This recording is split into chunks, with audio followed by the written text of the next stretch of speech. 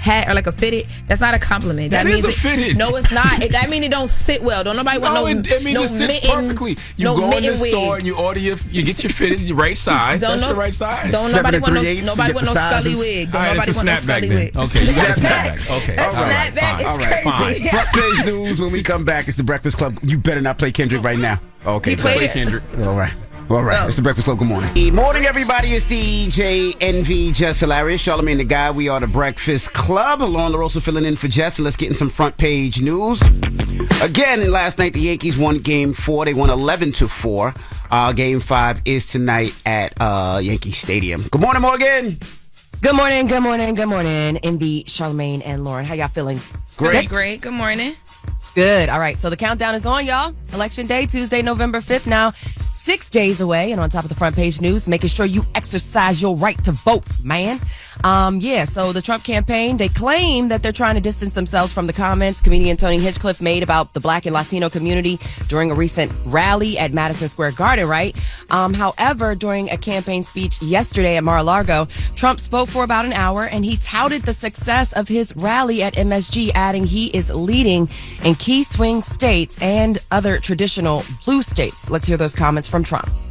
Politicians that have been doing this for a long time, 30 and 40 years, said there's never been an event so beautiful. It was like a love fest, an absolute love fest, and it was my honor to be involved. Republicans never lead in the early voting because for whatever reason, it's habit or it's a certain security they feel in going to the booth. But we never lead in. I don't know if we've ever led in early. Every single state we're leading in. Some states are in play that nobody thought would ever be in play, but I think people are seeing because, again, we're the party of common sense. That's just a complete and total lie. That's not even remotely true. That was they're not leading in every state. That's just a complete and total lie. I thought you were talking about the part of being a party of common sense, I'm not sure. That too? That too. That's debatable, okay. I guess. I don't know. I don't know anymore. So he did not reference the controversial joke about Puerto Rico that was made during the event. But, yesterday he was in Allentown, Pennsylvania, which has a heavy Latino population, saying, quote, I will deliver the best future for Puerto Ricans and for Hispanic Americans. So y'all can take that how y'all want to. Hey, I thought it was interesting how he just straight up distanced himself from the comedian. Like he said he don't even know the guy. Mm-hmm. How you don't even know what's going on at your own rally? It gives them the platform. Right. Okay. So moving on. Meanwhile, Vice President Harris, she delivered her closing arguments to a crowd of 75,000 last night in D.C. on the Ellipse.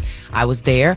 This is the same spot where former President Trump told his supporters on January 6th to stand back and stand by as the crowd then went to the Capitol and did what they did. She told the crowd this election is the most important in our history, a choice between having a country rooted in freedom or ruled by chaos and division. Let's hear those comments from VP Harris's rally in D.C. Donald Trump has spent a decade trying to keep the American people divided and afraid of each other. That is who he is, but America, that is not who we are. We have to stop pointing fingers and start locking arms. It is time to turn the page on the drama and the conflict. It is time for a new generation of leadership in America. Yeah, I thought her speech was very solid. She showed a clear contrast between her and Trump, which isn't hard for too many people to do, but she highlighted all the reasons Trump should never hold the office. She prosecuted the case against him. But for the people who don't care about that, she provided hope and optimism for the future. I thought it was solid. Location was so tea. Mm-hmm. I was the location was fantastic. She looked super presidential, but also to it was just like checkmate. I see what you're doing there, sis. I got you. Yeah, she was at the location where Donald Trump led his insurrection. Mm-hmm. That's right. Yep. That's absolutely right. And then just let me speak to the energy because, I will just say this was my first time at a rally, even covering a rally. Mm-hmm. And it was just super, like the energy out there was, it was amazing. Like it was crazy. And then the crowd was only projected to be 20,000 at first yesterday morning. By the evening, it was 50,000. And then the final numbers came out to be like 75,000. Wow. The crowd overflowed back onto Constitution Avenue, up Crazy. Towards the Washington Monument was. So it was absolutely crazy out there, and it was quite energetic, and it was a little bit of a vibe. But I'm not. What time did you get home? Leave it with all that traffic. Oh, okay. So I have an escape plan always in DC. Okay, all right. I'm here, and so I know which routes to take. But I got home about 10:30. Yeah, okay. So I mean. Yeah, not too bad. But I was gonna say it looks like we've got to wrap up though. Yep. Okay, well we got more at 7:00. We're gonna get into it. Biden got some choice things to say too. Okay, he's going viral about his comments, so we'll talk about that at 7. All right, thank you, Morgan. We'll see you in a little bit. Sure. Everybody else, get it off your chest. 800-585-1051. If you need to vent, phone lines are wide open. Again, 800-585-1051. Get it off your chest. It's The Breakfast Club. Good morning. The Breakfast Club. Wake up, wake up. Wake your ass. This is your time to get it off your chest. Whether you're mad or blessed, we want to hear from you on The Breakfast Club. Hello, who's this? Hey, Kevin from Yonkers. Hey, what's up, brother? Get it off your chest. Yeah, just want to get off my chest that I've been listening for a couple of days now about the rally, about the Trump and Kamala Harris, and I feel like the people that create the divide in the country is the Kamala Harris and the rally stuff. You guys only bring up race and stuff like that creates divide. No one else really talks about black or white. My brother. Yeah. I love you as a black man. You're not gonna say no. I'm actually not a black man. What are you? I'm actually white. Oh, so white. You're very biased. You don't know what I am. Okay, well, as a human in America, for you to sit there and say that they bring up race after we just saw this rally where they went at Latinos, black people, and Jewish people. They just had the rally Sunday. The whole rally centered around race and identity. Okay, but they brought up the Puerto Rican that Puerto Rican joke. They brought up that comedy. The Puerto Rican joke, the black joke, the Latino joke. They brought up an issue that in Puerto Rico they don't have recycle. They only have landfills. They brought up an actual issue that's going on in Puerto Rico. That's not what he said, my brother. He didn't say that, man. No, he said there's a big trash floating around the ocean and it's called Puerto Rico. But isn't it? I'm supposed to get off my chest. Yes, because I listened to a lady yesterday. You let her talk the whole time. She said something about inflation going on in other countries. That's true. And you know why that's true? It's only inflation going on in other countries that immigrants are going to. No, inflation. There's no government. There's no government in Cuba. There's no government in Dominican Republic. There's no government in certain places. People are only inflation where they're running to. We're never going to get inflation dropped down when you have 20 million immigrants coming across the border. I can tell you vote for Kamala next week, huh? Oh, no. Vote for Trump. And you know what? There's a lot of people. You don't have to be black, white, Spanish to vote for Trump, but I'm in the community in Yonkers. There's a lot of black and Hispanics vote for Trump. Well, I would say that global I would say that global inflation was caused by COVID-19, but what do I know? 800-585-1051. Hit us up right now. Get it off your chest. Call us up. It's The Breakfast Club. Good morning. The Breakfast Club. I'm dialing. Hey, what you doing, man? I'm dialing. I'm calling you. This is your time to get it off your chest, whether you're mad or blessed. 800-585-1051. We want to hear from you on The Breakfast Club. Hello, who's this? Good morning. This is Cal. Cal, what's up? Get it off your chest, Cal. Yo, what's up, Emmy? Top of the morning. I want to address about the situation Obama stated yesterday about Trump ain't the reason why we got those stimulus checks. And the reason why I'm talking about that is because a lot of people want to vote for Trump because they think they're going to get more stimulus. Yes, sir. Go ahead. Yeah, my whole thing is about that is that shouldn't be a reason for you to vote for a president. Stimulus checks, like, let's be real, like, that's temporary money. Yeah, and it's temporary money that you receive. It's temporary money that you receive because millions of people had to die. Like, it's not like it's something that's going to happen on the regular. It's not like universal basic income. The stimulus checks, the PPP loans, that all happened because of the pandemic. A pandemic that probably wouldn't have been as bad if Donald Trump hadn't got rid of the pandemic team that President Obama had put in place and had left there for him. These are all just facts. Like, this ain't about political party. This ain't about Democrat, Republican. These are all just facts, people. Do you get tired of saying the same thing over and over and over again? Because people keep asking the same questions over, and you got to say the same thing over and over. No, I don't have a problem with that. I mean, that's something that the vice president said. You know, like when people ask her why she sticks to her talking points or whatever, it's because she said repetition is good. You got to say things over and over for people to get it. And I'm going to tell you how I know that's true. This week, the vice president did Club Shay Shay. President Obama did the Pivot. And that thing about the stimulus check, that conversation, has been going viral all week. And we still talk about it. But they've been saying this. I was thinking that last night, like, do they get tired of saying the same thing? But then I thought about it. I was like, we play the same songs over and over again because people sometimes, you don't know when they're tuning in, you know? But my point is, both of them. That's not why Not Like Us plays like 50 times. That is, don't try to. It's the number one record. My point is, both of them and a whole lot of other people, including us, we've been having that conversation about the stimulus checks. Everybody knows how the stimulus checks came to be, or maybe they don't. But the fact that it just went viral this week, that means that's why repetition is good. Hello, who's this? Yeah, this is Jay.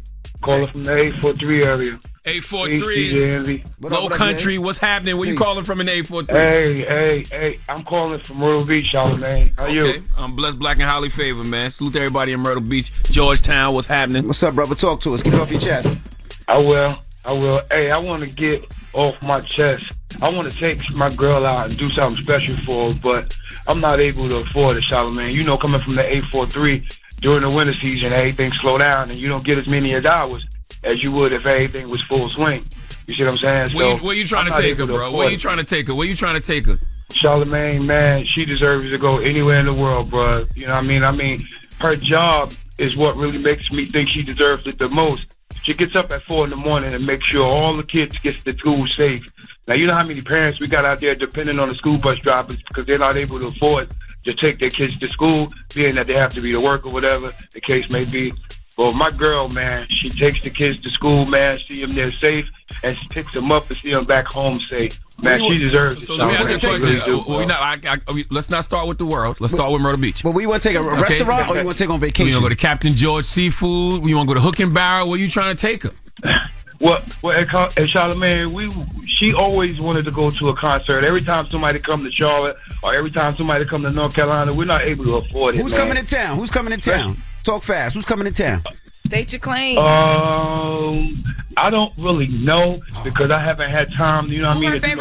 Who her favorite artists? Like two of her favorite artists. Man, you know what? She'll go see anybody.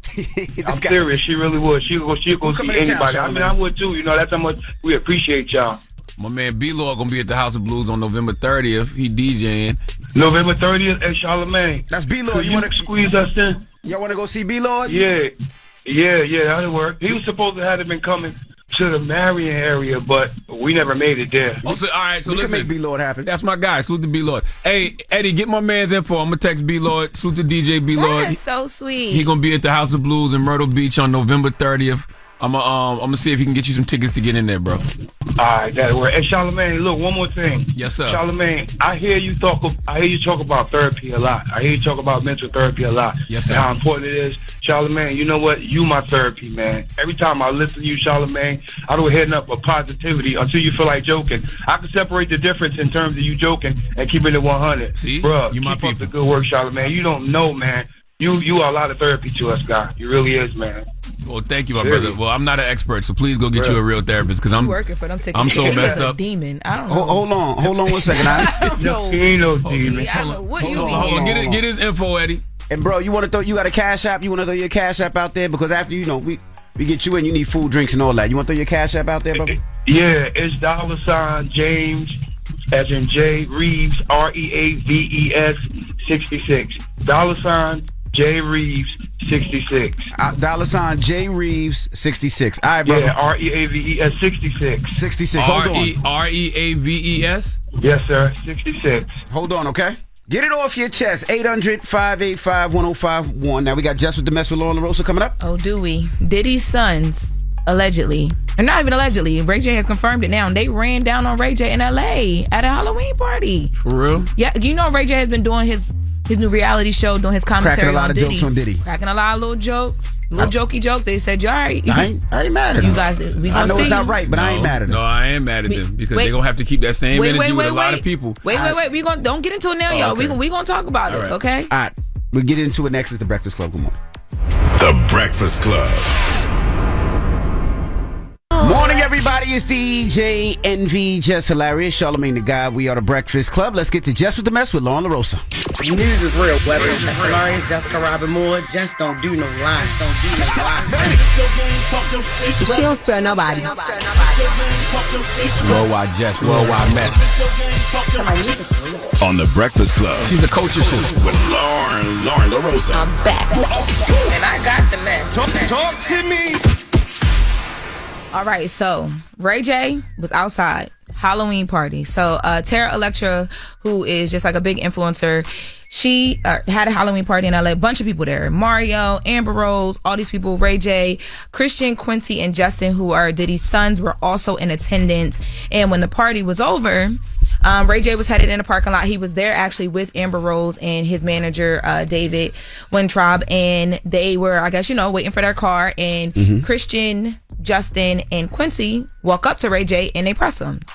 They, according to the sources and people that were around, and now it's not even just sources. Ray J has spoke on this. Hazel E., who was also in attendance and tried to break it up, has spoke on this. So what they're saying is that they walked up to him. There's like a big confrontation back and forth, all the pushing and the blah, blah, blah. And I guess their issue is Ray J has said some things about Diddy and all of the sexual assault allegations. Ray J said asses were being taken. Yep. Right? That's what he said. So they wanted to fight. They wanted to fight. The sources that first reported this story are saying that it was very clear that Christian and Justin and Quincy wanted to fight. That's their dad. They were upset. Did they? If they wanted to fight, they would have fought. Well, what they're saying and what Ray J is saying, and I'll let us take a listen to Ray J, is that Chris Brown hopped out and got in the middle of it and calmed it down. Hazel E. also talks about getting in the middle of it to calm it down. Let's take a listen to Ray J. He was talking to WAC 100 about what went down. They tried to rush you in Miami? In LA. Where? Bro, I'm not going to call y'all because this could go somewhere else. And I'm like, at the club, dog. But you didn't have Donut then with you? I have nobody with me, dog. So, how many of them was it? 2, 3, what? I don't know, like 8. Oh, so it was them at 8, and they tried to rush you for real? Yeah, but don't put this up, blood. Nah, it's going out. So my question to you is, can I put the other stuff out that we've been knowing about? Nah, they too young, like that. Like, I moved away from it, like. Huh? I tried to talk some sense into, like, what happened, but I'm saying, luckily the homie Chris is there. What? Wait, what Chris? Chris Brown, bro. But WAC, don't put this up online, bro. Nah, is this off? Nah, but still, don't. It's going up. It's already online. Well, when TMZ first reported the story, because they broke the story that it happened, right? They just had sources. They didn't name who the sources were and who else was around, but their sources had told them that Ray J has actually been approached by Diddy's sons 3 times prior to this. So there's been confrontation prior to this. I mean, they probably look at it differently because they know Ray J. Ray J has probably been to the house. I mean, Ray J, when Diddy went to his trip to Miami and New York, Ray J was on the plane with them, so they probably know Ray, and they probably have a problem with Ray cracking jokes. Imagine running down on somebody talking about what's up with all that asses being taken talk. Okay, my daddy ain't taking no ass. All right, Diddy's kids need to sit their asses down somewhere. Okay, don't get spanked trying to prove a point that you're not built to prove. You're going to end up in jail with your pops or someplace worse. But you do understand it, right? It's different when it comes from somebody like you who they don't know, and they probably know Ray J. Even if they don't know, they probably going to want to run down on Charlamagne. No, they're not going to run down on Charlamagne. Whatever y'all on, get off it. I know you upset. You frustrated because of what Diddy going through, but stop projecting before you get hurt. That's their pop, so you do understand that. Glorilla said she just drove by the cemetery, and there's plenty of room for hoes. Okay? So I know they got room for silly-ass youngins trying to prove a point. And let's be clear. You try that with Ray J, and Ray J ain't even the one to play with. Bro. You ain't gonna run down on 50. Yeah, but you ain't gonna run down. You know what I'm saying? You're not gonna run down on nobody that's really. I don't even want that to happen. But they have a different relationship with Ray J, though, right? Ray J has been to the crib. Ray J has been around them, right? I don't even think they care about relationships. That's their dad, and it's very public. They just pressing whoever they want to press. At this point, that's what it sounds like. They're not pressing nobody, and that's, I'm telling you. If they wanted to swing on Ray J, they would have swung. No, they shouldn't have swung. If they wanted to, they would have. They didn't want to. Let's take a listen to Hazel E, because Hazel E was there, and she was also part of the people. I love that there were so many people there trying to break this up because people don't want anybody to crash out. Correct. But she was there also trying to break it up, and she said she was scared. She thought shots was about to be fired. Let's take a listen. I honestly just saw like Christian, Justin, Quincy kind of start circling Ray a little bit. Words were exchanged. Things started getting heated. I feel like chests were being bumped. Ray had a backpack. He went around and tried to go grab his backpack, and he had this satchel on. So I'm like, Does he have a blower in there? Like, I don't want it to really like get to this level. So out of nowhere, Chris Brown hops out the car like a freaking leprechaun. So do you think that had Chris Brown not been there, that the situation could have gotten, worse or gone? Absolutely. You were worried about, shots being fired. Yes, absolutely. I feel like if Chris wasn't like the bigger voice of reason in that moment, I don't think anything that any of us were saying would have toned the situation down.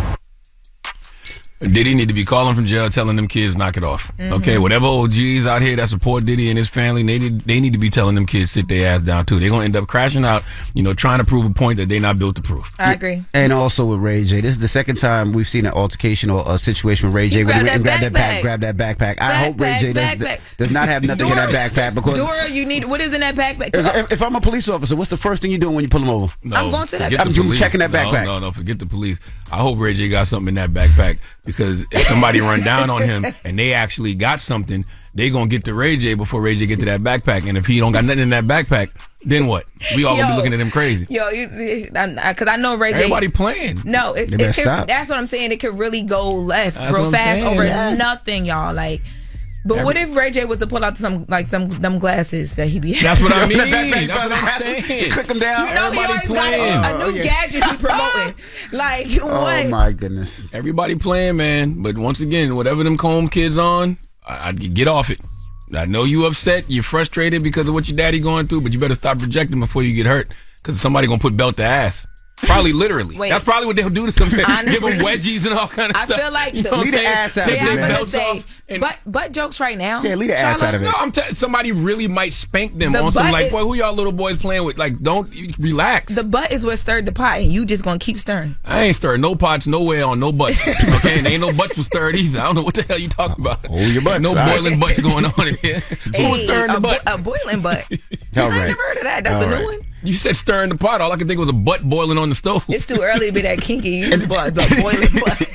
And nobody's gonna drop nobody's gonna drop a bomb for Chris Brown that stopped it. Oh yes, drop a bomb. 2 of them. Usually I would say anything about Chris Brown. My light-skinned brother, stop the fight. Yeah, stop the beef and make sure everybody went home safely. Shout out to that's right.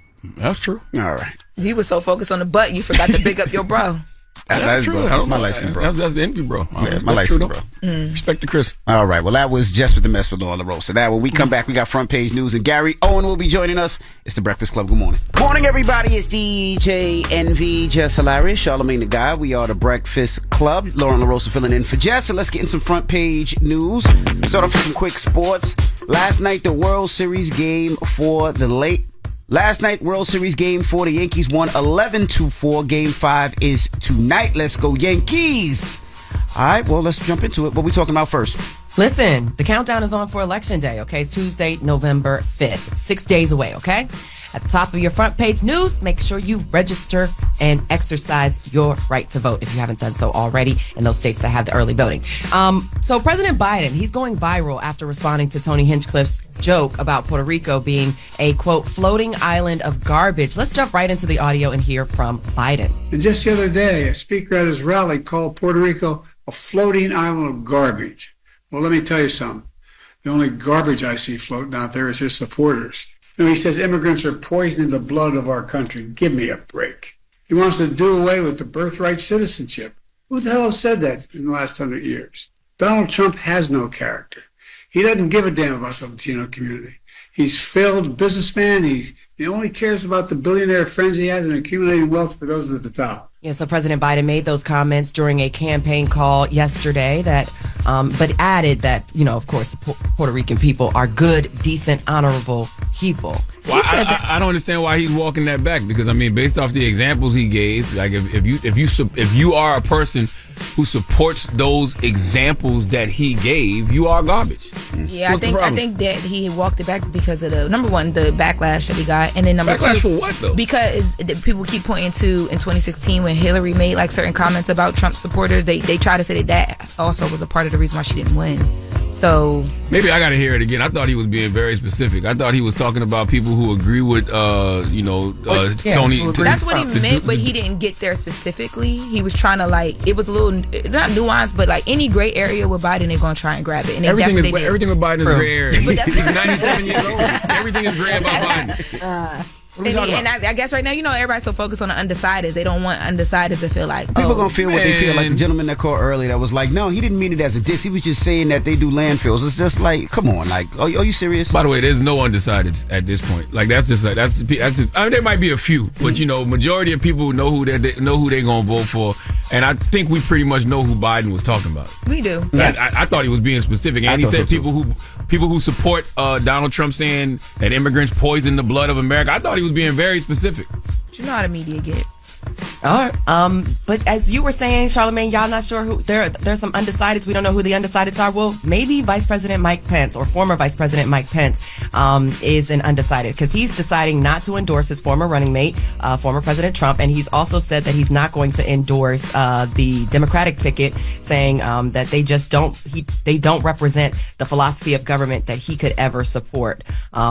He also made comments about Trump in regards to January 6th, saying that he was hoping that he was going to come around and realize that he was just misinformed about what Pence's job was that day. He was saying that he was not afraid on January 6th, but he was very, very angry. I think that speaks to a major point that your former vice president is not going to endorse you. So there's that. How come nobody gets mad when those white men talk like that? I hear a lot of Republican white men say that they're not going to endorse or they're not going to vote. And nobody ever gets mad at them and says, you don't like I see this thing going around saying you don't ever hear other communities telling their folks not to vote. That might be true, but they definitely say they're not voting. Those high-ranking elected officials be saying they're not voting. Or they say out loud who they're voting for. This may be part of a larger issue within the Republican Party because during those comments that Mike Pence made yesterday, this happened at a luncheon yesterday in Long Island, he actually said there are voices in the Republican Party who are prepared to walk away from our allies and American leadership in the world and voices that are marginalizing the sanctity of life. So this could be the sign of a bigger issue within the Republican Party. He said he doesn't like the direction that the party is going in. So we'll see what happens there. I say it all the time. I don't know why they let Donald Trump hijack the Republican Party the way that they have. I do not MAGA. Period. I don't know why they let MAGA hijack the Republican Party. It's ridiculous. But you know what? Nikki Haley, she's going to stick beside him. She said she is going to vote for former President Donald Trump. In her words, she says, we know what we're going to get. In an interview with Fox News yesterday, the former UN ambassador, that's United Nations ambassador and former South Carolina governor, Nikki Haley, said under President Trump, we know how strong he was on border and how energy dominant the U.S. was. One of Trump's strongest rivals, and she was one of Trump's, of course, strongest rivals early on in the campaign, but she says she doesn't have to agree with him 100% to vote for him, but she did agree he should change his messaging to women. Let's hear some audio from Nikki Haley. Last time I talked to him was back in June. They're very aware that we're on standby. They know that we would be there to help. I've helped with some fundraising letters and text messages and those types of things. So we've done that. But look, we're on the same team. It is their campaign's decision on what he needs in these last final days. It does not bother me at all. They also need to look at how they're talking about women. I mean, this bromance and this masculinity stuff, I mean, it borders on edgy to the point that it's going to make women uncomfortable. You know, you've got affiliated PACs that are doing commercials about calling Kamala the C word, or you had speakers at Madison Square Gardens, you know, referring to her and her pimps. That is not the way to win women. Well, there you go. And early on in that audio, she was asking why basically she hasn't been on she was asked why she hasn't been on the campaign trail with the Trump administration or the Trump campaign trail. And she pretty much said she hasn't been asked, but if she was called to do so, then she would answer that she's call. She's not going to be asked as long as she's going to say stuff like that out loud, in my opinion. Yeah, and Nikki I was going to say 6 days left. Go just wrap it up. Yeah, and Nikki's not going to be out there because she knows she don't even believe what she's saying. Mm-hmm. And when Nikki was was here on The Breakfast Club earlier this year. She said Donald Trump is toxic and that he lacks moral clarity. She said he's made it chaotic. He's made it self-absorbed. Yep. He's made people dislike and judge each other. He's left that a president should have moral clarity and know the difference between right and wrong, and he's just toxic. That's what Nikki Haley said right here on The Breakfast Club. And she said, I think a lot of the things he broke need to be broken, but he doesn't know how to fix things again. Right. That's what Nikki Haley said here on The Breakfast Club earlier this year. But you see how they sit beside each other, though? I don't. She don't believe what she's saying. Nah. Not at all. All right, so that's your front page news. I'm Morgan Wood. Follow me on social at Morgan Media, MorgynMedia. I'll be posting more from last night's rally. And for more news coverage, follow at Black Information Network or download the free iHeartRadio app and visit us at BINnews.com. Thank y'all. Happy hump day. All right. Peace, Morgan. Thank you, Morgan. Now, when we come back, comedian Gary Owen will be joining us, so don't go anywhere. It's The Breakfast Club. Good morning. The Breakfast Club. Everybody, it's DJ NV, Jess Hilarious, Charlamagne the Guy. We are The Breakfast Club. Jess is on maternity leave, so Lauren LaRosa is filling in. That's right. And we got a special guest in the building. Fresh from the MAGA rally. It was awesome. Ladies and gentlemen, Gary Owen. It was awesome. What's up, Gary? That seat, it really looks like you was there. You wasn't there, right? Yeah, I do both. I did the Puerto Rican parade and the MAGA rally. I just tried to blend everybody together. Opportunity. Yeah. How are you feeling, Gary? Good. You know, we had 50 Cent up here. He said he was supposed to perform at the MAGA rally, and they offered him $3 million. He said no. He turned it down. Oh, I would have probably performed. I would have just asked for forgiveness. Was you went on before or after Tony? It doesn't matter. Yeah. It doesn't matter. I don't know. What did you think of Tony's joke? You thought it was too much? Or you just thought he was being a comedian?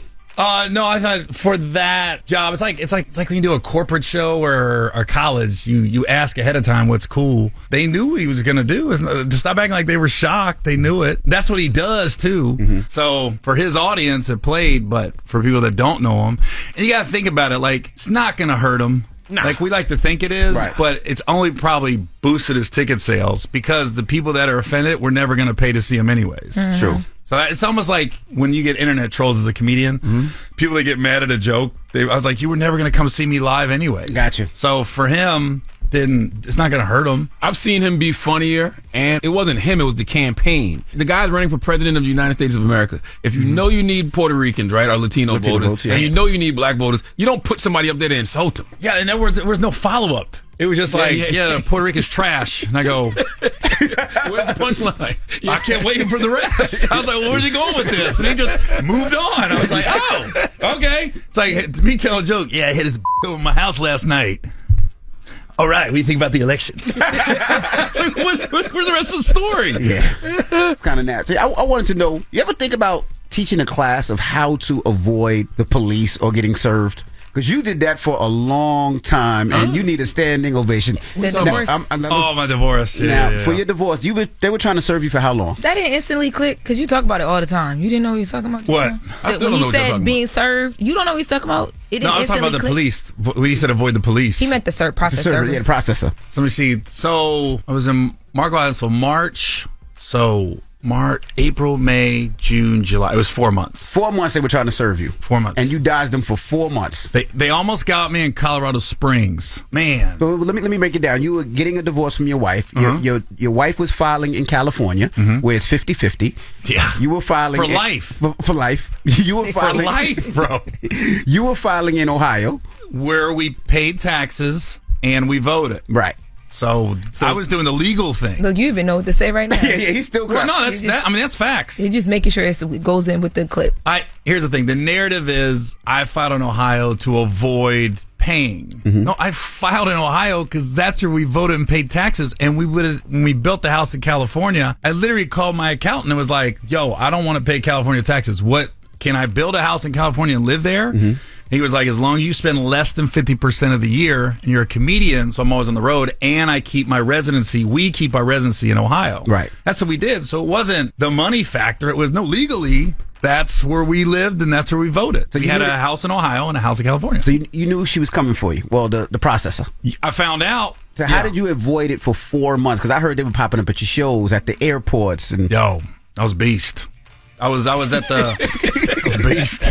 I remember one time I was at the Four Seasons in Baltimore, Maryland for 2 weeks under Mohammed Shabazz.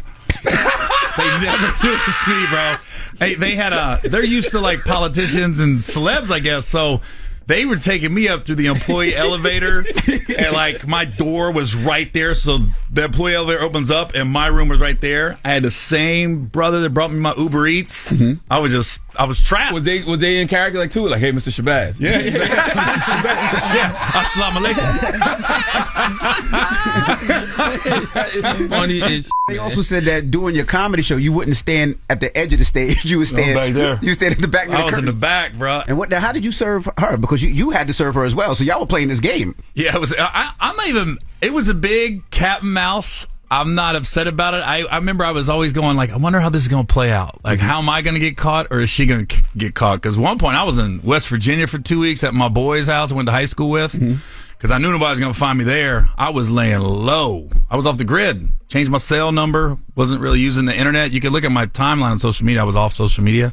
We finally got her. I hired a process server, and I said, I want 24/7 surveillance on the house. I got to get this over with. And then she hit me with this huge bill, and she wasn't served yet. I said, well, I'm not going to pay it till she's served. Why did I hire this lady out of Ohio? Me and her got on a plane, flew into Sacramento, rented a car. We go to where we used to live in California. We had her served within an hour. I called the lady. I was like, how did I get her within an hour and you've got 24/7 on the house? I said, so I'm not paying you this bill.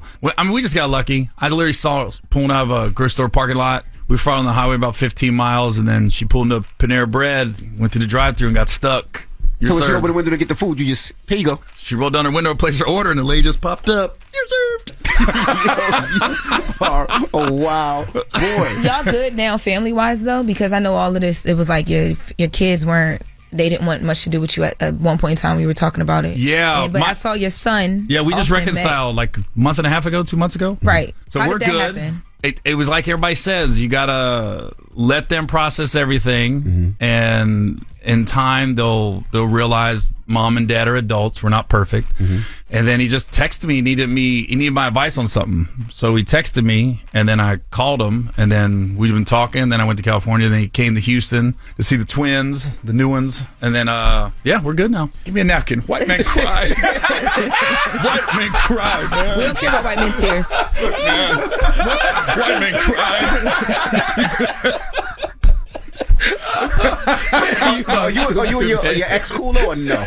Yeah, no, we're cordial. Y'all speak now. Y'all laugh about it now. Or it's like every divorced couple. I think we'll say some, we'll argue, but before we hang up, we're laughing. And you know, like every now and then, I'm a comedian, so I'll say something on stage, and like people always ask, and people are so emotionally invested, and then I'll say something like she might send me a text, like I appreciate that, and then I'll be like, just call me and we'll talk it out. It is what it is. Gotcha. You know, we're cordial. How's it feel being a new father? I like it. I didn't think I was going to enjoy it as much, but I like it. I like it. How old are they? 15 months. Okay. So it was after the divorce. So people want to try and do the math. What was after the divorce? The twins? The twins came after the divorce. Because you know that they were the argument was that the relationship with her wasn't after the divorce. After the divorce? Y'all doing the gap? That's up for debate. You took yourself there. You took yourself there. I just wanted to. Okay. All right. Here we go. When's Jess coming back? Listen. When is she coming back? My God, Jess. I've had babies. Jeez, I miss you. I miss you, Jess. You know what? So happy in your new relationship. All right, we got more with comedian and actor Gary Owen when we come back. Don't move. It's the Breakfast Club. Good morning. Morning, everybody. It's DJ Envy, Jess Hilarious, Charlamagne the Guy. We are the Breakfast Club. Lauren LaRosa filling in for Jess. And we're still kicking it with Gary Owen. Charlamagne? So the new special, Broken Family. Yeah, it's out. Came out last night on YouTube. It's been on Mint.comedy for about a month. So we did pretty good on there, but it's on YouTube now. You start the special off by saying the divorce is officially final. Yeah. Do you feel like that's a congratulations, or you feel like I feel like this special Broken Family, I can finally put it to bed. Then I can move on, and even in my new hour that I'm doing on the road now, there's no divorce jokes. It's just all about the twins, where I'm at in my life right now, and everything else. It's not. There's nothing about the divorce. Now, how is that? Because you're an older dad. You did this already, but now you're doing it at 50. Yeah. How was that? I think it's cool. I got a nanny. Helps. You got a nanny. Dude, nannies are amazing. So do you still do the things that you used to got to take them to whatever? We go to swim. They teach them how to swim. I do all the dad stuff. I like being a dad. I like being a dad with older kids. So I'm cool with it. You are a little older. You go to anytime you go Gymboree, you're like, Grandpa was You start doing the math in your head. How old will I be when they 15 or when they 20 or college? It's like if they're athletes, I always say I'll still be around for the draft. I ain't gonna make the Hall of Fame speech, bro. It's gonna be I miss my dad. He's the reason I'm here. I'm in the BT Awards of we lost this guy this year up in the clouds. Talk to me about Black Girl Energy, man. Am I special? What'd I say? It's so long. Black Girl Energy, and you talked about how scary it is. Not scary in a bad way, but you talking about my ex? Yes. Yeah. And when you step to your new booth. Scary. Explain. No, when black women get mad at you, it's scary. Especially as a white dude. You scared now? Dude, as a white dude, that's scary. Yeah, I really miss Jess. I like that. But you know what, though? How did you hire her? Where did you find her? AngryBlackWoman.com? TMZ. She was on TMZ. Oh, you're on TMZ. There's Harvey Levin. You making it funny. It's But I like that you don't answer that question because it is something that has to be seen in context. It is in context. So he bring it up. Tell us the difference between a Trump supporter and a Trump thumper. What's the difference? My dad. Yeah, my dad's a Trump thumper. Those are the ones that Trump could do no wrong. There's Trump supporters that can be honest, look, I'm voting for him because I think financially it'll be better for me. I've met those. But the Trump thumpers is like they're straight up, no, Tony Hinchcliffe, that was funny. Mm-hmm. But if somebody said something about Trump, they'd be like, oh, that's offensive. You said your dad's a Trumper? Oh, he's a Trump thumper. So how does your dad meet your new girl? Oh, he ain't. Oh. I ain't talking to that motherfucker. 3.5 years? Jesus. Oh, so you don't talk to your pops? No. Why? Why did you stop talking to him? I didn't take him to a Reds game and he got mad. Straight up. Really? No, don't take this. Because white people crazy. Yeah, the white people are different. Oh, like what? A Reds baseball game. We know exactly what he's talking about, Lauren. That's not gonna make somebody's dad not speak to them for 3 years. Facts. Yeah, I will. So you gotta realize my dad was very much he was y'all. And you don't realize it until you're out of the situation. He was the user. Be careful of your friends. Be careful of people around you. It was deeper. He was the one that we went out to eat. I'm paying. If we go to an event, I'm paying. But that's your dad. He raised you. If he came to a special, I gotta fly him out. He raised you, right? though. No, he did not raise me. He wasn't around. My bad. But no, my dad was not around growing up, bro. He was. I saw him maybe really black sometimes. No. Really I saw him once in a while, and then when I got on TV and stuff, then he came around, right? Mm-hmm. Then he wanted to be in the mix, right? And then in the middle of the divorce and the process server stuff, I came home to Cincinnati and I called 2 people and was like, look, don't go on social media, don't say nothing. I said, I gotta do something because I felt like Stockholm syndrome. Mm-hmm. I said, I'm gonna go to a Reds game, but I got a suite because I can't sit in the stands. I don't want somebody going, you want some peanuts and papers, Mm-hmm. So I got a suite. We only had 7-8 people in the suite. Everybody was cool. I didn't invite my dad. I never told him I was going, but I didn't tell him. I didn't invite him and then uninvite him. I never told him. How you find out on Facebook? One of my uncles went, so he got a hold of uncle. Okay, let me tell you how this happened. Why didn't you invite your dad? No. That's how it all happened. I was already at the game. Wasn't inviting nobody. My uncle called and was like, "What are you doing?" I was like, "Dude, I'm at the Reds game. Where you at?" He was downtown. I was like, "Dude." Because when you get a suite, you get 16 tickets. I said, I'm gonna text you a couple seats. Come stop by. He was there for 30 minutes. But he told my dad I went to the Reds game with Gary or something like that. And then my dad called, just cussed me out, left his voicemail.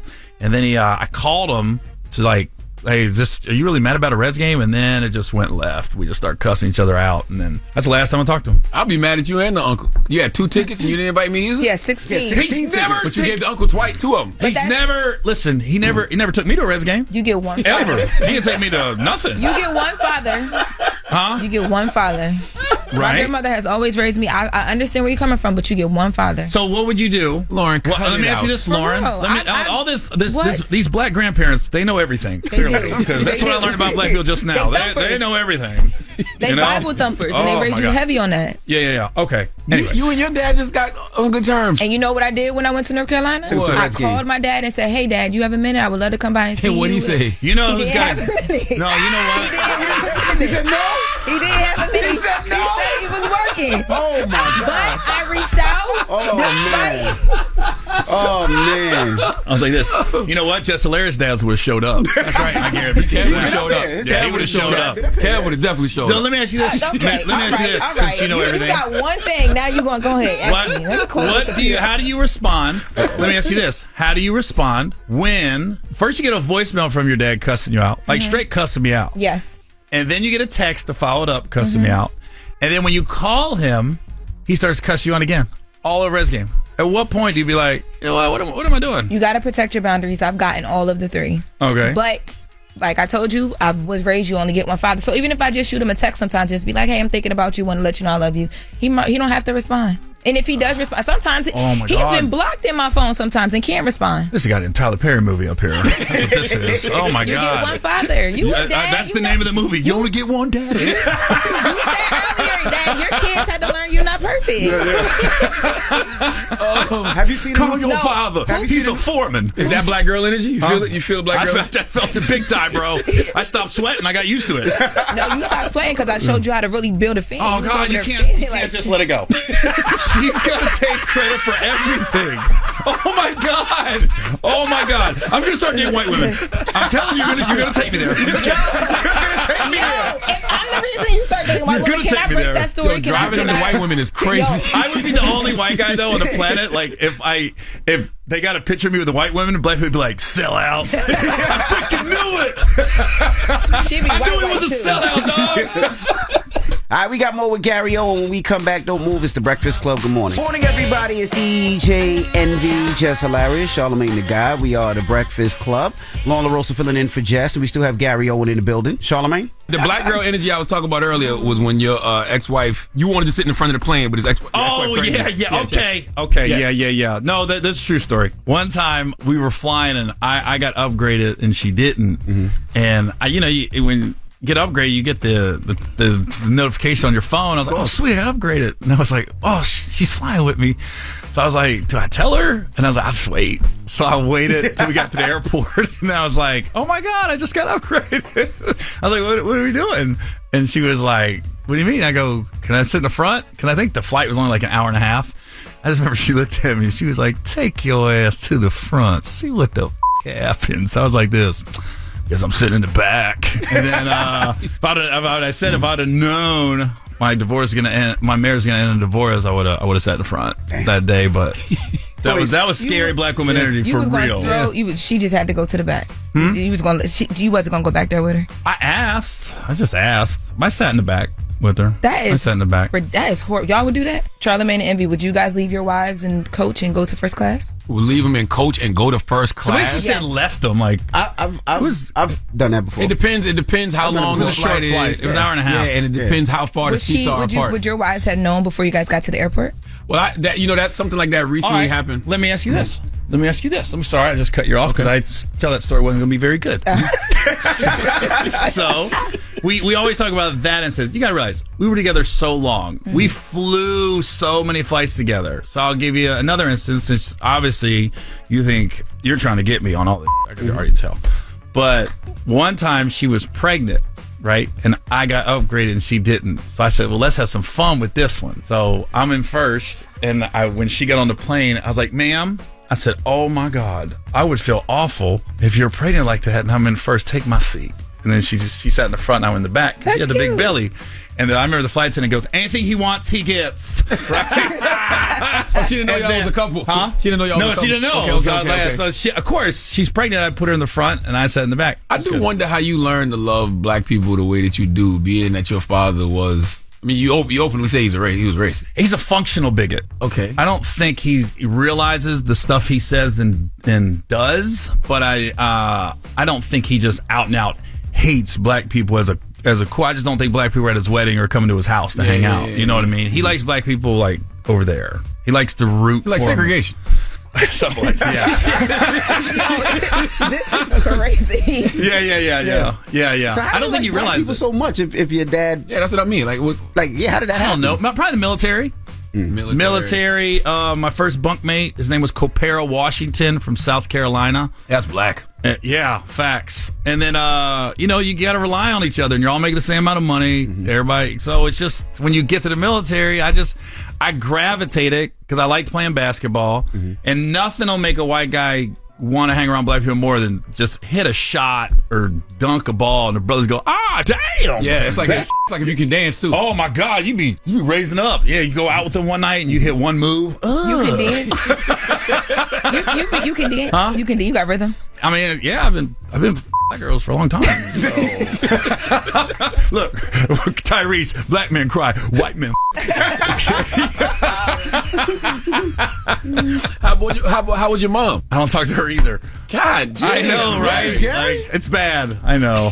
Yeah, I don't talk to my mom. I ain't talked to my mom in like 8 years. Why? Just when my brother died. When my brother had the heroin overdose, I want to try to get custody of his daughter, and then it was just an ugly custody battle, and that kind of ended it. You was fighting your mom for custody? Yeah, I didn't want to fight her. I just said I knew it was going to be bad. Because you got to realize, Mike, I got one brother died of a heroin overdose. The other brother, they found him in a parking lot, half beaten to death. So he's like the brain of a 4-year-old right now. And that was drug related because he was doing drugs and selling drugs, and then it caught up to him. Like, it's clearly the people he stole from got him, and we knew it was coming. And he was living at home with my mom and stepdad. So when my brother died, I was like, I knew what he was doing. So I was like, I didn't want to come back because I wouldn't allow him at my house. Like, they couldn't even, I said, you can't get my address because I don't want him being there at some family function and now people want to retaliate on him. So I just thought for my brother's daughter, I was like, we're a better option. And it just it was such an ugly custody thing, and I'm not going to get into it, but it was like different threats made and stuff. So I was just like, we got to fall back. You know, they say tragedy is the mirror image of comedy. I was just thinking, facts. You got a lot of... Because like, I remember when Chris Tucker hit on Friday, I remember he was saying, like, in some interview, he goes, I'm having a hard time doing stand-up because, like, all my jokes is about being broke. Then with my mom, he goes, now I got some money. There's nothing funny about having money.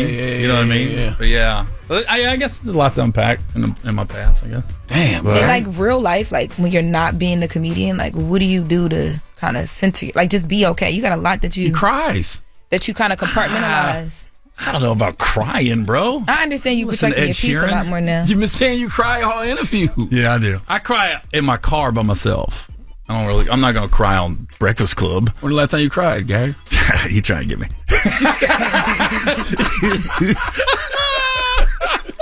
I don't know. I cry in my car, like a song will come on and it'll hit. You'll be like, like if they had a hidden camera in my car, they'd be like, God damn, this guy's like a range of emotion. It's been a long time record with Khalifa. That wouldn't get you? No, that didn't give me a lot. I tell you, there's a good one. Chris Stapleton and Pink. They got a couple songs there. One is called "Just Say I'm Sorry." Oh, that one gets me because it really is like what you go back to.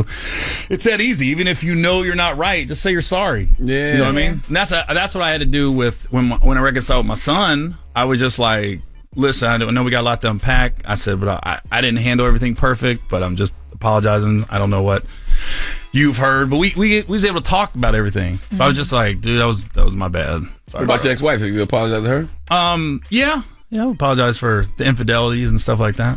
Yeah, I apologize. I'm sorry. Look, I'm sorry. That's what I'm saying, publicly or I just did, but not in private. I told her. You ain't get me to cry, bro. I'm not trying to get you to cry. Gary Owen, the new special, Broken Family. Oh, yes, it's on YouTube. We have streaming on YouTube now. Yeah, it's streaming on YouTube. Why should people watch it, Gary? Huh? It's good. It's funny. Yes. It's just funny. We try to overthink things with stand-up, and it's just funny. And I when I filmed this, I did this special on Friday, and then a different one on Saturday.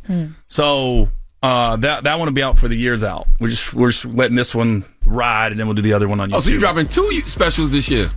Wow. So we're probably. I want to do New Year's Eve, but they're saying let's see. But I'll have 2 out for the year's out. It's Gary Owen. It's the Breakfast Club. Good morning. What's wrong with Gary Owen, man? Gary is stupid. He don't know. Crazy. Make sure you watch his YouTube special, Broken Family, since Netflix probably never given him one. He gonna say he's scared of me. What are you scared for? He saw you without a wig. First of all, no, he has not ever in his life. Not this black girl. Let's get to Jess with the Mess with Lauren LaRosa. News is real, whether it's Jess Hilarious, Jessica Robin Moore, just don't do no lies. She don't spare nobody. Worldwide Jess, worldwide Mack. On The Breakfast Club. She's the coach of shit. With Lauren LaRosa. I'm back. And I got the mess. Talk to me. So real quick mention on the World Series. I know we talked about this at the front of the show, but wanted to bring it back up again. The Yankees won 11-4 over the Dodgers, and Ashanti popped out. Like, I mean, she's had a baby, she's gotten engaged. There's been a lot that has happened since we last saw Ashanti performing anywhere. Ashanti popped out and she sung the national anthem. Let's take a listen. Oh, say, can you see by the dawn's early light what so proudly we hailed at the twilight's last gleaming for the land of the free in the home of the brave. Okay, Ashanti. And her boo thing was there. Nelly was there. He was in the stands. And after she sung, he posted a video with her telling her, like, oh, you know, you did so good. And it was kissing. They're just so cute. We're dropping the clues bomb for Ashanti. Yes. They won. So yes. Clearly she did something, right? That's right. Maybe if they would have had Fat Joe sound right the other night, you know what I mean? He would have been able to put some magic on the stadium, too. I'm so happy they had her sound right. I would have hated them if they didn't have her sound right. Even though Nelly did have a Dodgers jersey on, but we'll let him slide. Go ahead. So another thing that happened during the game, Mookie Betts, he went up to catch a ball and a fan tried to grab, or was two fans. Yeah, two fans. They actually got the ball out of his hands and then it dropped. So, you know, I don't watch baseball, right? I always thought, though, when I did see clips like this, that you wanted, especially during something like a World Series, of course the fans want the ball because it's like something that they can keep. Right. Why not let them keep it? Why not charge them fans with assault? Well, you're not supposed to interfere with the players at the game. That was assault. But that's how I knew the Yankees were going to win last night. That's what I knew. New York was just fed up. We wasn't taking no more ish. I mean, what they did was foul. I mean, fans ain't out there playing. They grabbed his hand. They grabbed his glove. They pulled the ball and then they threw it back out. Those fans were. That was assault. Don't that come with it? Like people heckling at a comedy show. No, that was assault. You're not supposed to grab the actual players. But they showed the replay. I heard the stadium went crazy and then they kicked those fans out. Yeah, they were ejected. So one of the fans was a guy from Connecticut. He was ejected immediately after that happened. Those are $8,000 tickets too. I don't care. That was assault. They assaulted that man. $8,000. You could let me keep that ball for $8,000. He didn't want the ball. Why y'all not looking at the assault? The fans wanted the ball. He didn't want that ball. He wanted to throw the ball out his hand so it wouldn't be a catch. So it wouldn't be an out. He was trying to throw the ball out his hand. Because wasn't they? It was like they were like two. White privilege or something else. What was happening at that time? I saw two white men assault somebody and rob them, and they acting like they didn't see it. That's what I saw. Man, I saw two white men assault somebody and rob him. Of course you didn't, because you were a white man. I heard those two gentlemen will be back at Yankee Stadium tonight. That's what I heard, allegedly. So. I think that's crazy. If you're going to eject them, why allow them to come right back? Because they're white. The Yankee fans. And they robbed the man on national television. Everybody's watched it over and over, but somehow y'all feel sorry for them. They gave it back. But that's how I knew we were going to win last night. New York was fed up. The Yankee fans were fed up last night. He's from Connecticut. I said that's what I said. Yankee fans was fed up. Salute to those. And they wasn't out there playing? Well, charges need to be pressed against them. Mookie, press charges. Two white men assault a man named Mookie and y'all riding with them. Oh boy, y'all make me sick sometimes. Mookie just sound like your cousin. Okay, so in other news, remember yesterday we told the people there was going to be some news dropping from the Wayans family, and when you see it, just remember that we told y'all it was coming. Yes, ma'am. Pause. Whoa. It happened. So the Wayans brothers yesterday announced that they are going to be rebooting Scary Movie. Shout out to them. I thought there was an issue. I thought there was an issue that they didn't own it, and then I guess they still don't own it. They're writing the movie. Yeah, they're writing another addition to the franchise. But they Marlon talked about that on Club Shay Shay, the whole like they're stealing it and the blah blah like all that stuff. But yeah, so they are writing another movie under the franchise. Okay. And it'll be all of the family. This will be the first time, I believe it's in like 20 years or 18. It's either 18 or 20 I'm sure it'll be funny as hell. I hope it's 18 years. It's the first time in 18 years that there's a new original screenplay that the brothers are getting back together to do it. I hope that all of the Wayans are in it. All of them. Yeah. Keenan, Damon, Kim, Sean, Marlon, all of them. Damon Wayans Jr. Who I'm missing? A bunch. Right, There's a like whole 50 lot. There's a of whole them, lot like to 50 missing. of them. So right now, all of the only details that are released right now is that Marlon, Sean, and Keenan Ivory Wayans will be writing and directing within this new movie that is coming. But I did ask, because I'm like, it didn't say in here whether they're going to be starring in it, but of course you know they're going to be. But like, why wouldn't they put that in? Because that's the beauty of all of their stuff that they do, is that they're in it too. All the family members. Yeah, so I'm like, in it, yeah. are they going to be in it too? I asked the source, and they're like, well, you know, those it's too early on those details. They can't say, but like, we're going to see that. And then also people too were saying, you know, they got to get Anna Faris back, they got to get Regina Hall, like the OG cast. So excited for that. I love to see that. They're geniuses when it comes to that. I'm sure it's gonna be hilarious. Yes, it's gonna go crazy. Now, in more celebrity news, people that are announcing things, Ari Lennox got online yesterday and she announced again that she wants nothing to do with her label. She says she is tired of... Ari Lennox is done with Dreamville? She's done with Dreamville. She's done with Interscope. Ari Lennox is pissed off. And actually, like, when you listen to her, I feel her. Take a listen. I just wish I had a label that cared, that would want to protect me. I wish I had a label that wouldn't have me out here trying to explain why I need advertisement. Like, why I need advertisement for my record. You cannot expect an artist to be anything without advertisement. Like, you can't. You can't. Why am I begging for advertisement? Like, why am I paying for my own Google ads? Damn. Like, no, it's not okay. So I just want to be released. And it's just that simple. And I'm tired of being nice. And I was trying to do everything the right way. But now I'm pissed. Ari, I wish you had a label that cared too. Ari's so talented. That new record she got called Smoke. Oh, man.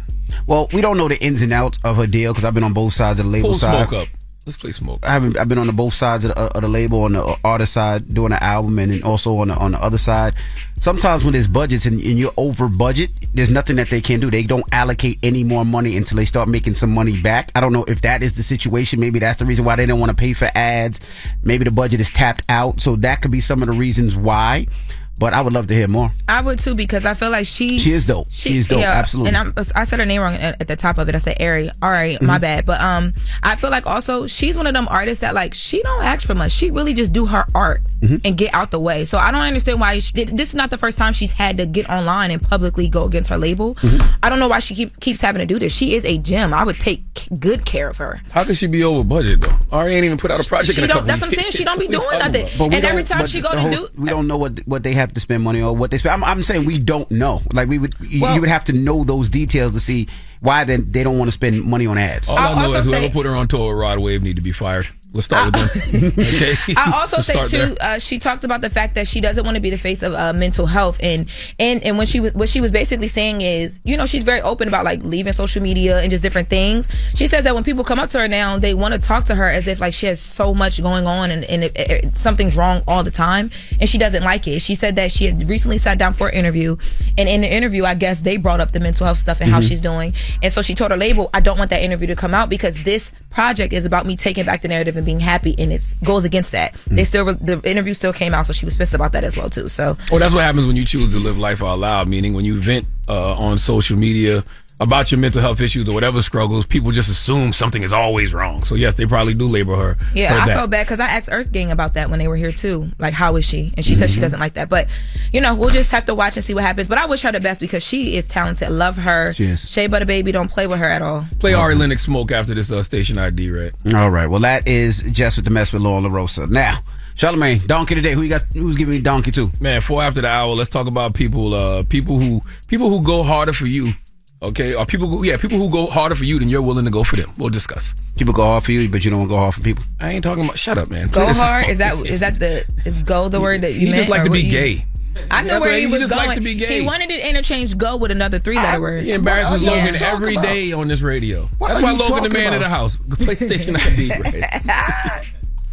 The Breakfast Club. Your mornings will never be the same. Don't be a donkey, because right now you want some real donkey. It's time for Donkey of the Day. So if you ever feel I need to be a donkey, man, hit me with the hee-haw. Did she get donkey today? Please tell me. I have become donkey of the day. The Breakfast Club, bitches. We're donkeys. Donkey today for Wednesday, October 30th, goes to an Alabama man named Arthur Ray Hansen II. He's from Huntsville, Alabama, and he's been sentenced to 2 years in prison because of Donald Trump. You can't make this kind of stuff up. Let's go to Atlanta News first for the report, please. A federal grand jury has indicted Arthur Ray Hansen, a 59-year-old from Huntsville, Alabama, on charges of transmitting interstate threats of violence against Fulton County District Attorney Fonnie Willis and Fulton County Sheriff Pat Labatt, all because of their connections to the racketeering case against former President Donald Trump. According to the U.S. Attorney's Office, Hansen called the Fulton County Government Customer Services line twice on August 6th and left 2 voicemails. Prosecutors say in his message for the sheriff, Hansen said in part, "I'm warning you right now before you expletive up your life and get hurt real bad. Whether you got an expletive badge or not ain't gonna help you none." Prosecutors say in Hansen's message for the district attorney, he said in part, "I would be very afraid if I were you because you can't be around people all the time that are going to protect you. There's gonna be moments when you're gonna be vulnerable." Play stupid games, you win stupid prizes. Let's go back to Atlanta News first to see what he got for playing on Fannie Mae Willis' phone. Who threatened Fulton County District Attorney Fonnie Willis' life is going to prison. A federal judge just sentenced Arthur Ray Hansen to 21 months in prison. He left Willis threatening phone messages related to the Fulton County investigation into the allegations that former President Donald Trump interfered with Georgia's 2020 presidential election. Now, we talked to Willis after she learned about Hansen's sentence. I'm happy to see him take responsibility for his actions. Hansen also threatened Fulton County Sheriff Pat Labatt, and he apologized to both of them prior to his sentencing. You know, I want to use this as a teachable moment for all Trump supporters. Donald ain't dying for you, bro. I don't know what makes you all want to crash out for him the way you do, the way you have. I guess that's what happens when you are a cult member. Let's be clear, MAGA is a cult. And MAGA loves to say someone is suffering from Trump derangement syndrome if they simply point out the obvious things Trump has done and the things he says he wants to do. But let's be clear. People like Arthur Ray Hansen are the ones who suffer from Trump derangement syndrome. Okay, those people who stormed the Capitol that I like to call vanilla ISIS, they the ones who suffer from Trump derangement syndrome. Some of y'all fight harder for Trump than you do for your damn self. Okay, Trump has resources. You don't. All right, think about this. Trump and 18 other people were indicted in Fulton County in August of 2023 over efforts to overturn the 2020 presidential election. That's what Arthur was calling about, okay? They got a recorded phone call from Trump where Trump is asking Georgia's Secretary of State to find more than 11,000 ballots so he could flip the state in his favor. He's recorded saying this. Listen. I just want to find 11,780 votes, which is one more than we have, because we won the state. I only need 11,000 votes. Fellas, I need 11,000 votes. Give me a break. There's nothing wrong with saying that, that you've recalculated. That got him indicted. And guess what? The case has been indefinitely paused. Okay, they are seeking to push it to 2025 if he can't beat the charges altogether. My point is, Arthur, you saw jail before Donald Trump did. Okay.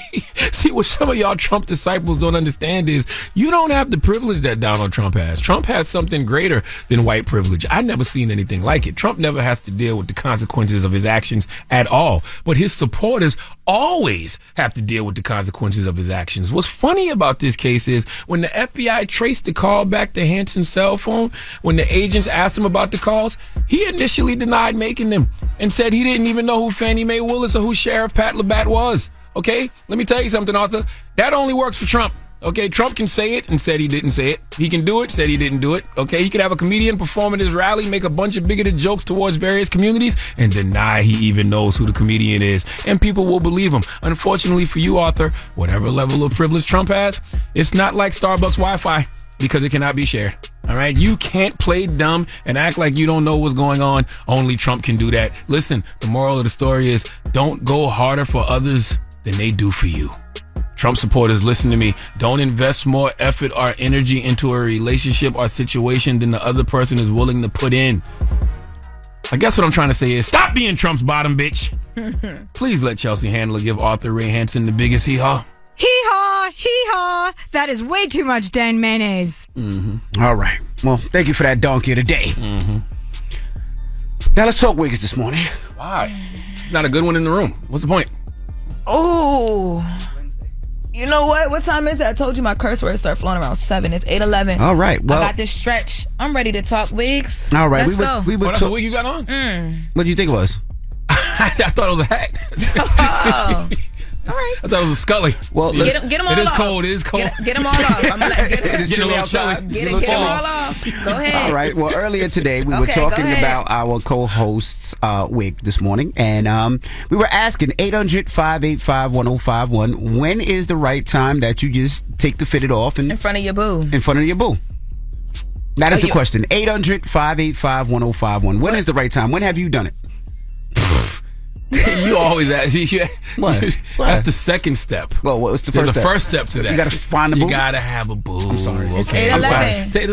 Let's go to the phone. Let's go to the phone. After this, hey, listen. I don't even know why you look to that side of the room. Charlamagne. Go to the phone. Charlamagne with the edges. After this phone call, go to the phone. 800 it's me and you in here. 585-1051. All right, me, you, and this wig, baby. Women, because it comes off and I can fight. It look like a weapon. When do you feel comfortable enough to take your wig off with your boo? That is the question. 800-585-1051.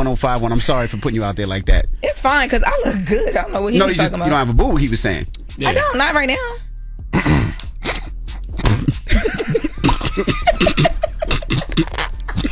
It's the Breakfast Club. Good morning.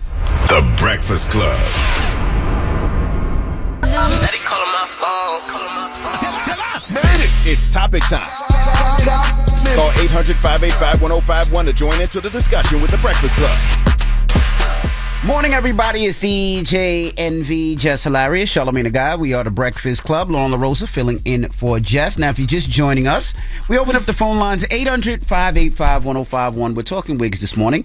This all started from Why you LaRosa. laughing? You like to read? I got a couple books over here for you. You need to relax? I love to read. Yeah, I know you do. You know that. Yep, and I'm going to put them right in your face so you can read them. All right. Well, this conversation started this morning. I don't know why we started talking about Lauren LaRosa's wig, but because I was in here curling it this morning when he came in. Yeah. And so he was asking me, do I take it off? I had a couple of questions. I asked, do you take it off? Is it like one of the things you take off at night, like you put your wig on something, and what do you put it on? Do you put it on your dress, or is it a hook, or is it a mannequin? Like, what do you do? And then if you have, your significant other or your boyfriend or whatever you're into that comes by the house, do you just have a line of wigs lined up and it's like I picked 3 or 4 or 5? And how do you? And she was breaking it down for us this morning. So we were asking, when do you feel comfortable enough to take your wig off in front of your boo? So when do you feel comfortable enough? I feel like it got to be like a good year. A year? Yeah, like for me. And even then, I wouldn't take it off in front of him. It's like, I'm going to go to the bathroom, take it off, put my scarf on, put the wig up. But I'm not like I think the last time I wore a wig before this was probably like a couple years ago. It was a long time ago. During the pandemic. When the last time you were in a relationship? Jesus. Like a year ago. Okay. That needs to be put what on. you want to read today? But we got Rise Above the Noise. The only reason I said that needs to be on. I think Wallow would love to talk to you. Book. Don't throw around black books. Oh no, I'm gonna come around and I'm gonna put it in your face. Listen, so a question, right? Before you ask, so what about, like, has your wig ever just fallen off? Like maybe being intimate and it just. No. Like, you ever had a fitted too big for you? You know how back in the day the rappers used to wear the fitted too big? Remember, especially in New York, the fitted used to be too big for them. Like the old heads who wear the what is it? The tracksuits that there match. You go. Still dress like that. That's right. I'm an old head. So it's close. Go ahead. Yes. But has that ever happened to you? No, that's never happened to me because my wigs be secured. Now I will say yesterday. Yeah, exactly. I was like, I saw that wig shift.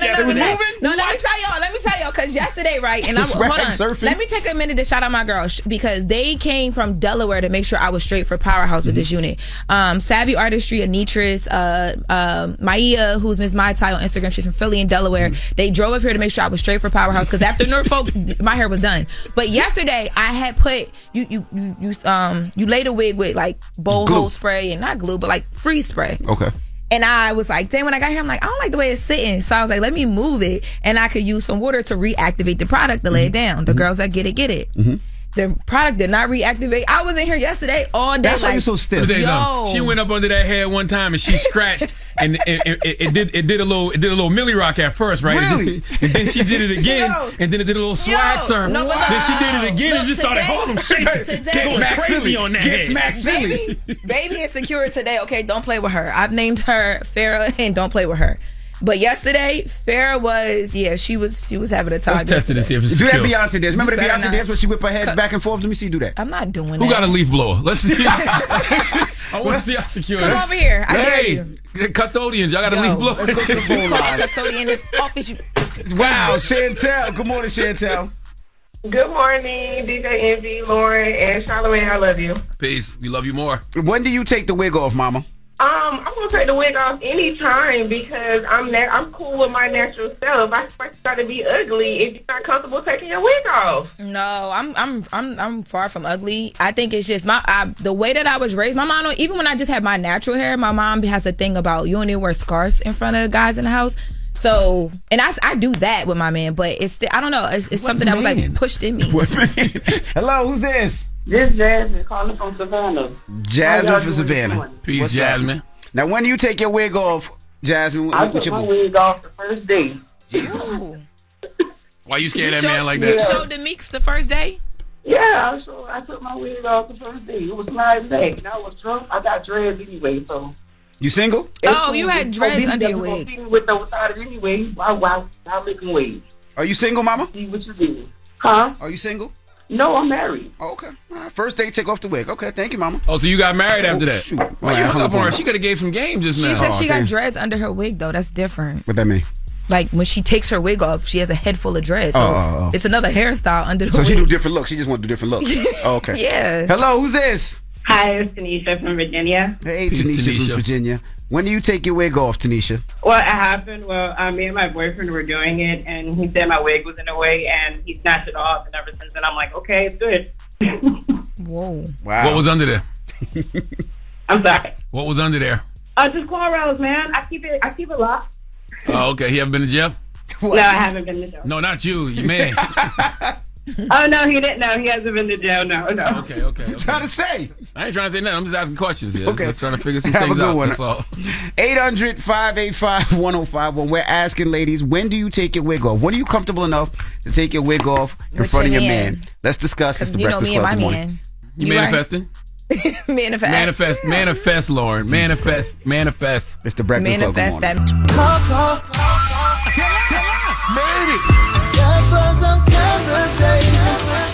If y'all talking about it, you know we talking about it.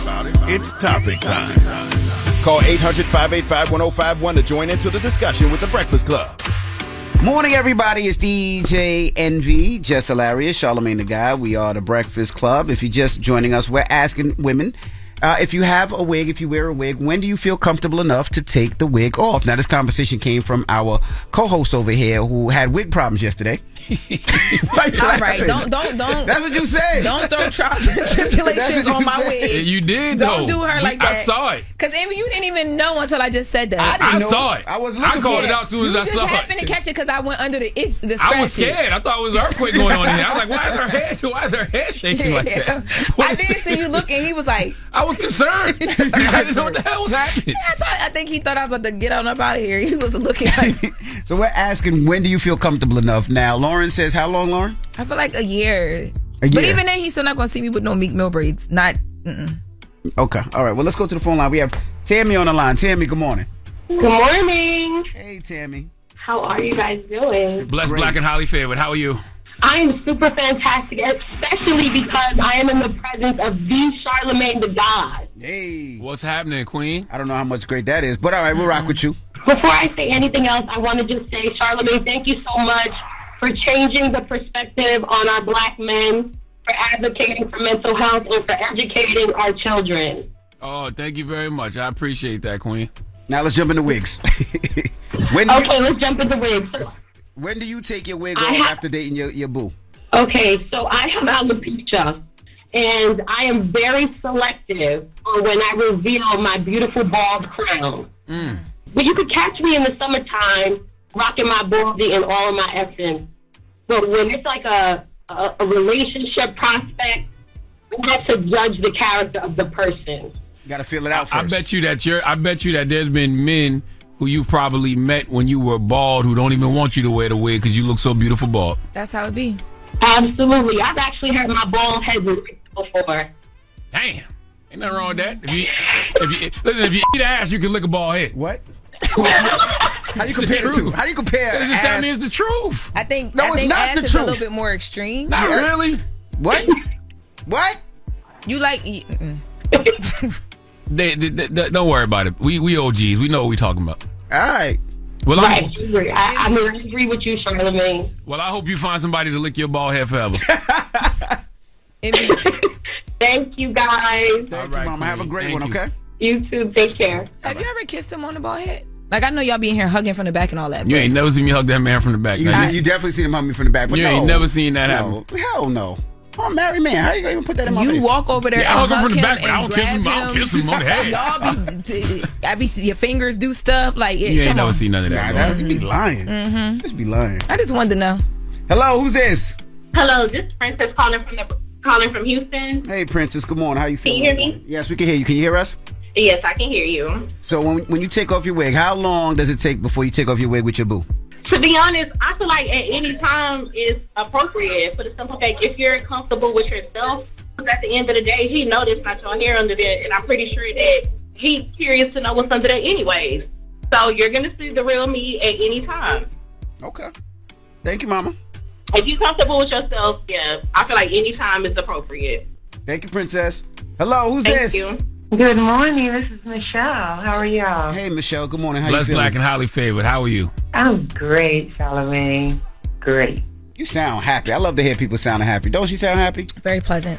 I mean, I woke up this morning. That's right. So you take that wig off immediately. Sounds like it. I'm going to let you know right now, I have alopecia, so I have probably about 10 wigs up in the closet on the heads, and I'm going to let him know right out the gate, this is a wig. And if you're in my house, I ain't going to sit around here wearing no scarves. I look cute anyway. I have edges. Okay. Now, I got little spots in there, but the edges ain't going nowhere. Okay. Mm-mm. And why we got to be the ones letting guys know we got to take our wigs off. What y'all do about y'all hair? You absolutely right, because nowadays the men ain't telling y'all that that's Beijing in their hair. They ain't telling you that they got them tatted on hairlines, them toppers. Exactly. Yeah, it's the toppers. My cousin is a beautician in Jersey, and she does the toppers for the guys.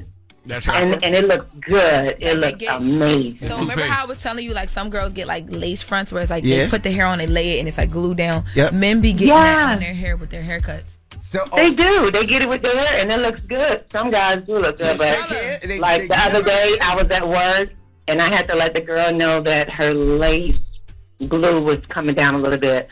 You know, and that's a real woman because other women are talking your face and your hair be showing. They don't say nothing. Yep, I'm quick to do that, and I'm quick to let somebody know when like their edge control is like it gets old and it's whitening and flaky. You gotta let people know because sometimes people not sitting and looking at themselves all day. But Charlamagne, remember when you told me you was trying to grow your hair back to see if your hairline could work this time? You could do a topper. Lion LaRosa You strikes told again. me that. And then you got on air and said, Lauren told me don't grow my hair out. We have it. It's recorded. Lion LaRosa. You literally told me that. You could do a topper. I don't remember You a any bottom of this. anyway, right? Ain't that what you be saying? I'm a what? You be saying don't you be saying you a bottom?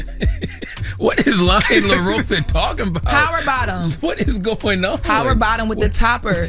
You could honestly create a whole movement out here. You got the Mental Health Alliance and then power bottoms with the Hey, I'm toppers. gonna tell you something. Your wig look like T.I. hat used to look. Okay, it's crooked, leaning to the side, barely hanging by a thread off First your head. of all, today, Okay? Farrah ain't leaning nowhere, baby. Right. Jump up and down. Jump up and down. What? Stop playing with This me. I wig do the about to heel fly toe off. in here. Don't play with me. I bet you stop. I bet you stop. My unit is on. All right. We got Jess with the Mess with Lauren LaRosa coming up. What we talking about? We do. And 6ix9ine was taken into federal custody yesterday, so we're gonna get into all of that. How he In ended Brooklyn? Up, yeah, he is in MDC Brooklyn. Jesus Christ. Mm-hmm. So he in the same jail as Diddy? That's all you got out of it. I was talking about he ratted on a lot of people from New York. That's what I was scared of. You scared of something? You think he know he in PC. We'll talk about it when we come back. All right, it's the Breakfast Club. Good morning. The Breakfast Club. Boundaries. Yeah, like he's talking about boundaries, his butt, like, y'all. no. He was just talking before when we was off the air. We wasn't on Why, there. why did he have to say that though? Exactly, I told the Lauren. people what you being here doing. It ain't Look, no me. Look, spirit fingers. Spirit fingers. Oh my goodness. Morning, Yo, say everybody. spirit fingers. Can you say that? I hate this place. It would be stinky fingers. Stinky finger. Stinky finger. Are y'all dressing up tomorrow for Halloween? We Yes, should. Let's do it. I'm with it. Yes, come on. You dressing up? Yeah. All right. Now let's do it. Okay. I gotta go get a costume now. Don't come in here like Batman, like nothing corny. We did that already. You dress like a black man now, you white Dominican. She said Batman, not... no, shut up. Let's get to Jess With The Mess with Law on the Road. News is real, whether it's Jess Hilarious, Jessica Robin Moore, just don't do no lies. She don't spare nobody. Worldwide Jess, worldwide Mack. On The Breakfast Club. She's the coach of shit. With Lauren LaRosa. I'm back. And I got the mess. Talk to me. Yeah, man. So Tekashi 6ix9ine, I don't even know the last time I've actually, as a news reporter, had news worthy enough to talk about with him. And it's sad that this is the news that it is. But Tekashi 6ix9ine was taken into federal custody yesterday in New York. He was taken into custody because he violated his supervised release when he decided to travel to Vegas without pre-approval. He also tested positive once in custody. He tested positive for meth, which Tekashi said... He's saying it's Adderall. They're saying it's meth. I don't know the concoction of the Adderall drugs. I don't know if you would test positive if you're on Adderall for meth. I don't know. But he was arraigned yesterday in New York, and they set his next hearing for November 12th. Now, you guys remember back in 2020, all the RICO and like all that stuff was happening. He avoided 47 years in prison by cooperating with the feds. He snitched. And now he's back in federal the jail custody. In Brooklyn with all the same borough where he snitched at? Are they crazy? Yeah. There's no way they putting him in general population, though. Come on, y'all. You think so? Yeah. Well, even if not, you don't think he can be touched? I don't know. But his like, that's crazy. He'd be a snack in there. Oh, with all the colorful hair? Is that what? I'm just talking. I meant to. Like I should have just said food, but he. Okay. I'm like, snack. I don't know why. When you said snack, I started thinking like, Skittles, rainbow. M&Ms. The judge didn't see none of that?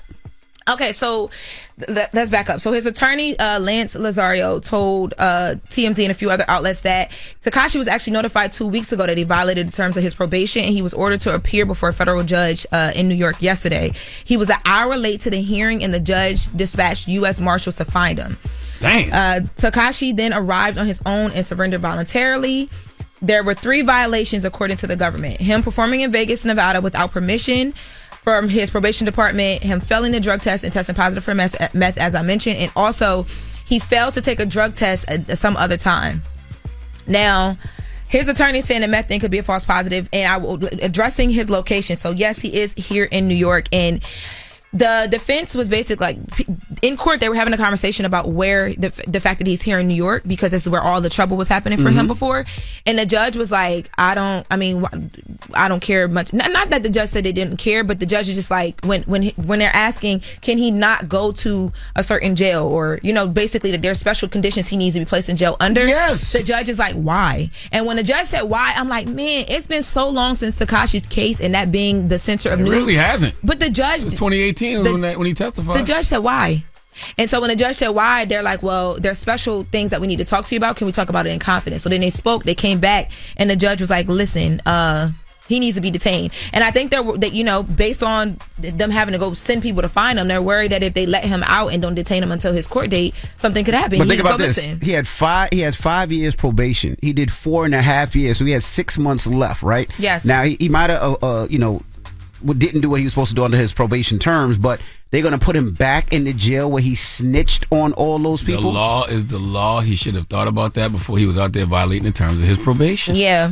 Yeah, so it's really not that difficult. What the prosecution was saying is, like, number one, he's a threat to himself because, as you see, he's failing drug tests, and then also they mentioned the fact that he's not showing up for certain things, like he's just doing whatever he wants to do. Jesus Christ. And we have he actually spoke to outlet. He spoke to TMZ. What was that, like last week, 2 weeks ago, the 8th, October 8th. 2 weeks ago, about like this new deal that he had. I didn't even know he was still making music, but he spoke to them about it, and he was talking about him staying squeaky clean, out of trouble. Let's take a listen. Like, if you know 6ix9ine, you know that like I'm squeaky clean. Like I stay out of trouble. Trouble seems his way to find me all the time. Right, and what his team was trying to claim in court was, he, number one, his security has to be set a certain way. He pays for his own security. He's never taken the government security. But also they were saying that the reason why, because they're trying to fight back against he's a danger to himself because of the drugs that he tested positive for.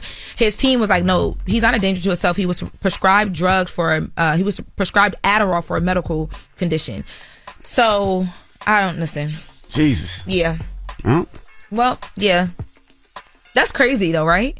I can't believe you beat all that time doing all that you did, and now you back in front of a judge? For drugs in the system, allegedly, and I guess not telling him that he was supposed to perform. He was performing in a show in Vegas. Yeah. I mean, you're supposed to abide by the rules and abide by the laws, but the law is the law. Put him back in there? Oh, my gosh. Ain't nobody put him back in there. He earned that spot. Yeah.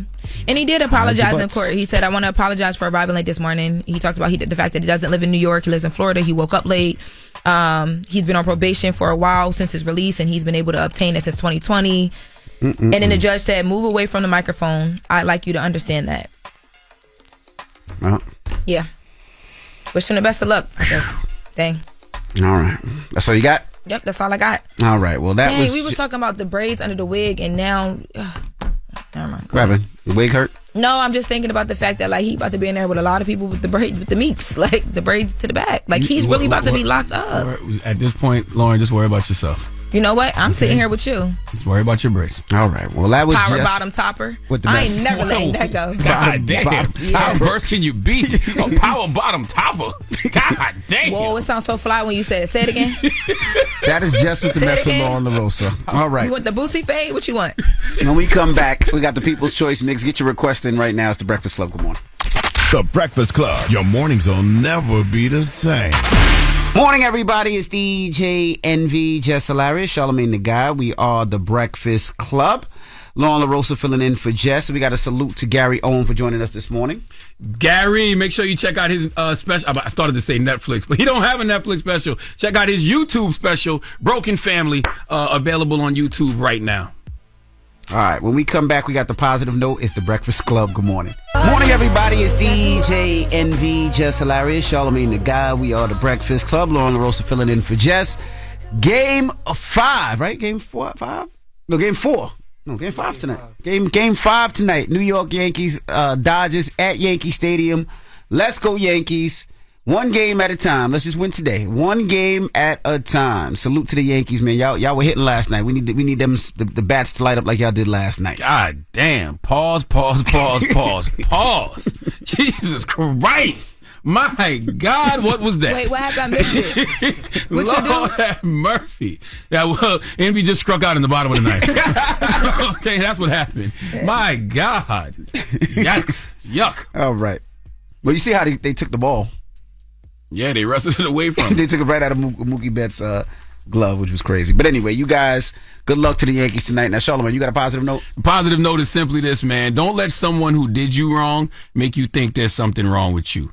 Don't devalue yourself because they didn't value you. Know your worth, even if they don't. Have a blessed day. Breakfast Club, bitches! Y'all finished or y'all done?